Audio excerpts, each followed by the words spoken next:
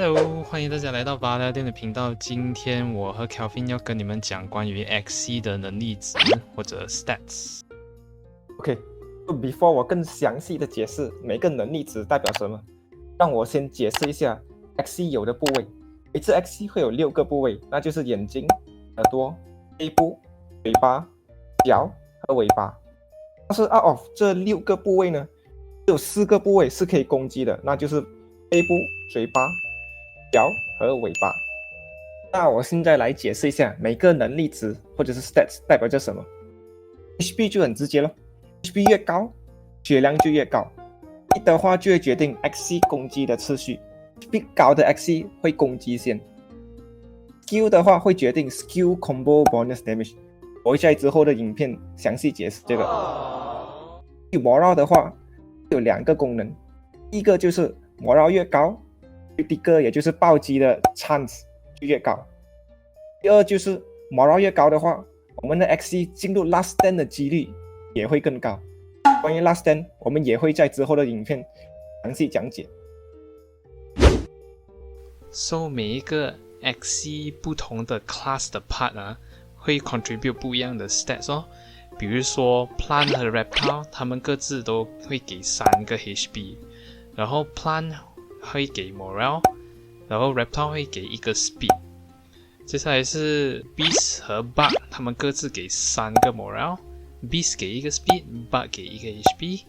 然后就是阿瓜和 Bird， 阿瓜和 Bird 他们各自给3个 Speed， 阿瓜给1个 HP， 然后 Bird 给1个 Morale。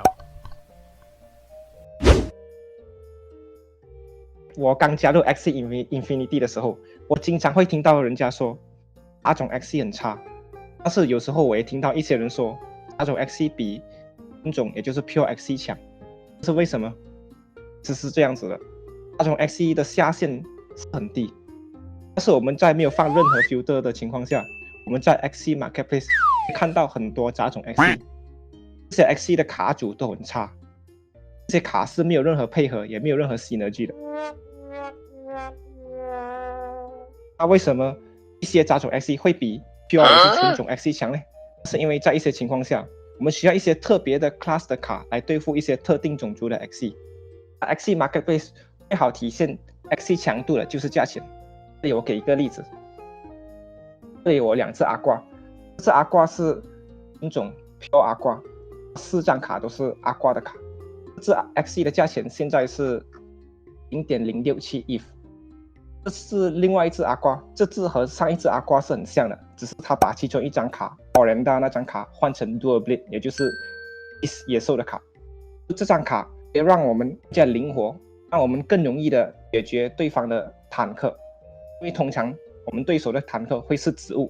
这只 XC 呢，它的价钱是在 0.096， 所以证明这只 XC 在市场上对人们来说是比上一只纯种 XC 强的。正如之前所说的，我们的 XC 有2个部位是没有卡的，所以要是我们决定了卡组，我们可以利用这2个部位，也就是耳朵和眼睛来决定我们 XC 的 stats。我在这里 show 你们一个 example， 这是一个 Pure Beast with 41 speed 的，这是另外一只同样卡组的 Beast， 通过把耳朵换成 Bird 的部位，我们多加了2个 speed， 变成43 speed。OK， 在这里和大家分享一个 tips， 如果我们把刚才那个 Bird 的部位换成阿瓜的部位的话，其实也可以达到43 speed。那么在游戏里面，谁会先攻击先呢？